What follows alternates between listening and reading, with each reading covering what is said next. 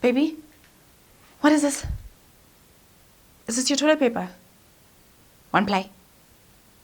Are you serious? This is what you've been using the whole time? So there's nothing else in the house? This is the toilet paper you use? Every day, every time? One ply. This whole time you've been using one ply toilet paper? So I must also use it? No. I need two ply. Get like a two ply. I respect my bum. I don't know about you. Is this toilet paper? No. Paper? Yes. Toilet paper? No. This is not toilet paper. I don't know what look at this. Is this what you use? You don't feel it scratching your bum every time you go to the toilet? You don't? No. There's something wrong with this picture. I don't believe we have been dating. Uberikisa. One ply. Huh? No. Honestly? You don't know the difference between two ply and one ply? This is nonsense, man. I'm gonna try. Work till I die. I'm gonna fail and get up, 'cause I'm not giving up on my dream. Hey beautiful people, welcome back to my channel. I'm Kopana Shimange and this is How I Do Things, the show where you send me your questions and I'll let you know how I would do things. Now you can take it as advice, use it, don't use it, it is completely up to you. I'm just letting you know what I would do if I was in your shoes. Now, ladies, moving in with a man is a completely different situation. Completely different situation, okay? Now, not all men are sloths, not all men are disgusting human beings, but there are certain things that the opposite sex, the thing that they do, they make no sense to me. They make no sense to any woman. No amount of sleepovers can honestly prepare you for a 24/7, nowhere to go, you're stuck with my ass type of situation. No amount of sleepovers can prepare you for that. You think you know a person until you move in with them and you see the things that they do in secret. You just don't know what's going on until you move in with the person. And then you're just like, who is this person? Who am I dating? Like, on a very serious note, you don't know until you move in with a person. But there's some things that I have learned about moving in with my man that I was just like, I need to share these things. These are things that you find out when you finally move in with your man and you learn that, wow, life is very different. And maybe you guys can agree with some of these things and maybe I can save you, honey, and prepare you before you move in with your man. Now, if you have any questions that you want to send to me, head over to my Instagram at Kopana Shimange and look for this picture right here. Reply and let me know what you want me to chat about in my next video. This is in my Insta story highlights, so go over to my profile at Shimange, at Kopana Shimange, and reply and you'll find it right there on my profile. So let's not waste any more time. What are the things that you discover when you move in with your beloved man? And what do you need to know before you do? Hold up, before I even get into that, don't forget to like, comment, and subscribe. If you have not subscribed, I have a feeling you've been binge watching my videos. And if you have, please hit that subscribe button. It is completely free. And don't forget to hit the notification bell as well, because there's a brand new video every single day at 7:30 South African time. So if you want to join the live chat and the live party, join us 7:30 South African time. I'll be there. And we'll be there with every single girl from around the globe and different time zones and all of that, having a nice little chat. So let's get into the 8 things that you need to know before you move in with your man. Number 1, there is no running away. You've moved in. This is your place now. There's no place that you can go to go have your nice fart, to pop your pimples, to pick your nose, whatever it is that you like to do in private. That man is going to be around the corner. He may just walk in as you're just there, just squeezing out a pimple, and he may just pop into the toilet right after you've dropped a doozy, after you've dropped the puppies, after you've come by yourself. You need to get used to that because there's no running away at all. There's no running away. You are stuck here now, girl. Number 2, one of the first arguments you're going to have is about cleaning. People are very different. We're all very different. So you may think, okay, fine, I like to cook, then keep the food on the stove, do the dishes, then eat. But he, on the other hand, may think to himself, you cook, you eat, and then you clean. And you're thinking to yourself, how are we actually going to do this? It's one of the things that you're going to butt heads about. When do you clean? How do you clean? How often do you clean?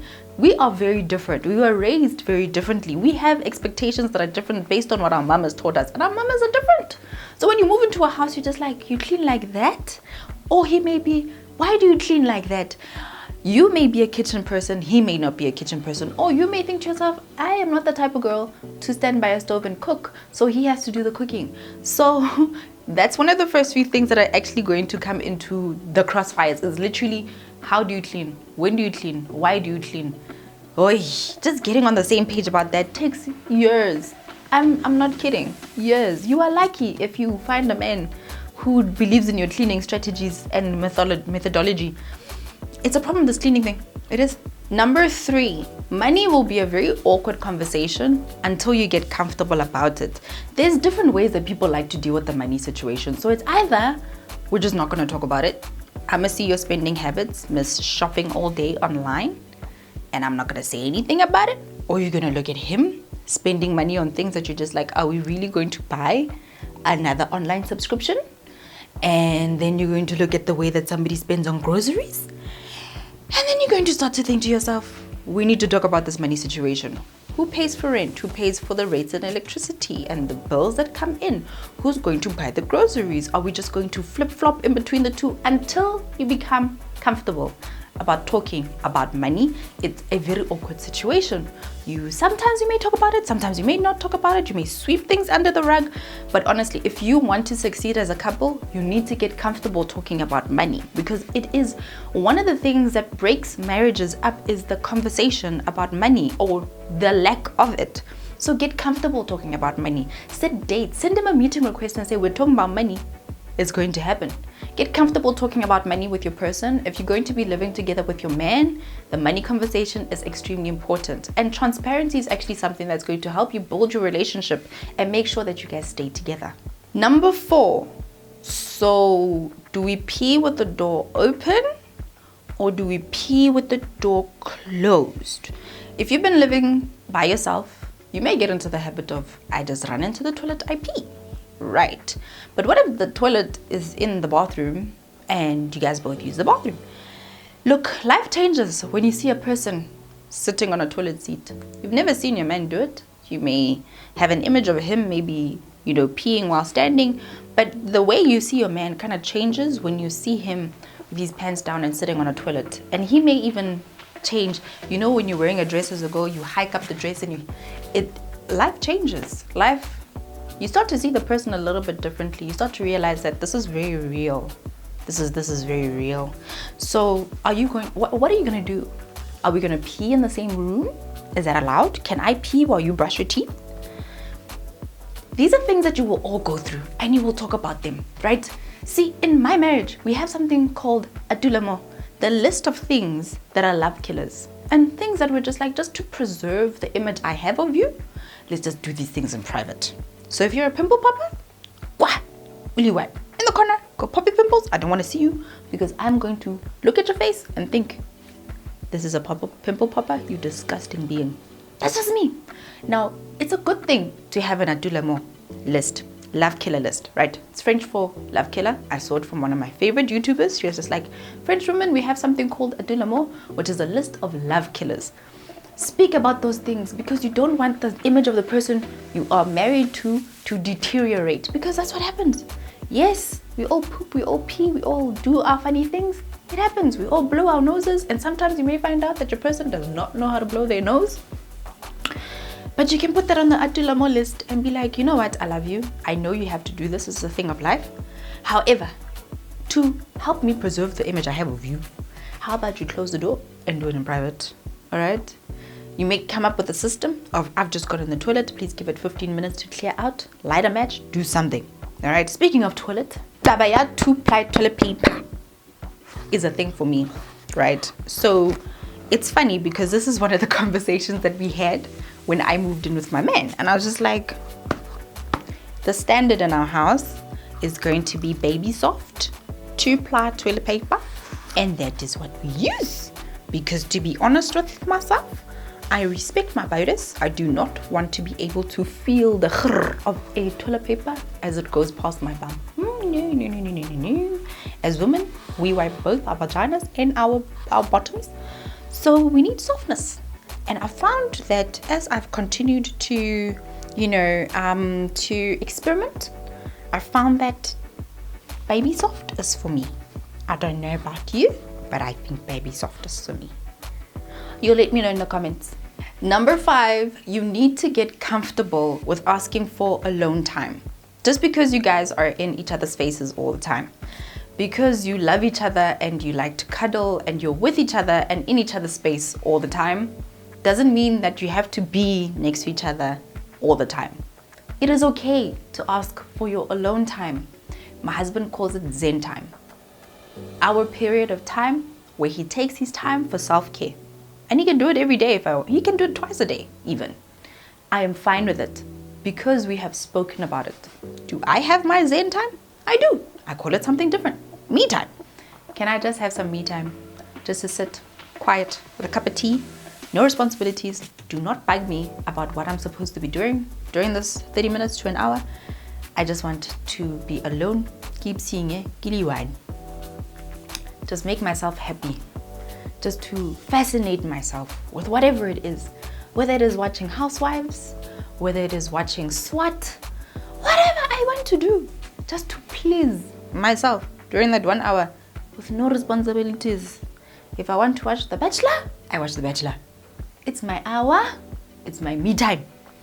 So get comfortable with asking for it. You may feel a little bit awkward to say that, you know what, I just want space and time to be alone, especially if you're both in the house. You may ask for that time during a Monday and he's not in the house and it's fine. Then it's not that awkward. However, when you're both in the house and you just want to be together and talk to each other all the time, you can turn around and say, do you mind if I just have some me time? Give it a name for do not disturb me time.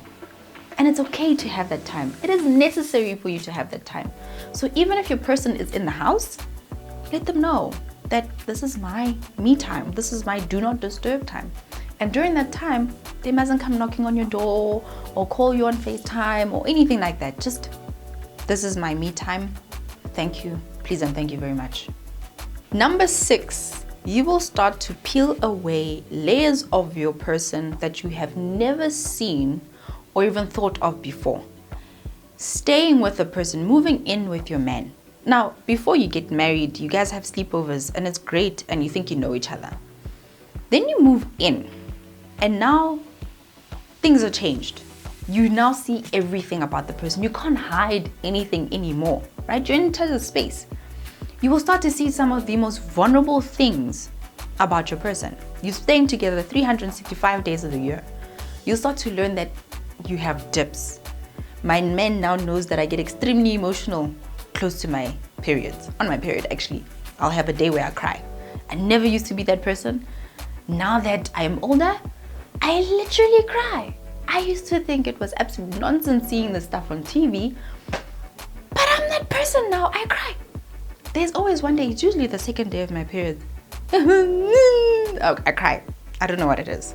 I've just become that person who cries on their period. I always pick something. I don't know what it is. I get very emotional about anything, something. So it's now something that my husband has been like, wow, this is very real, and we have to deal with it, right?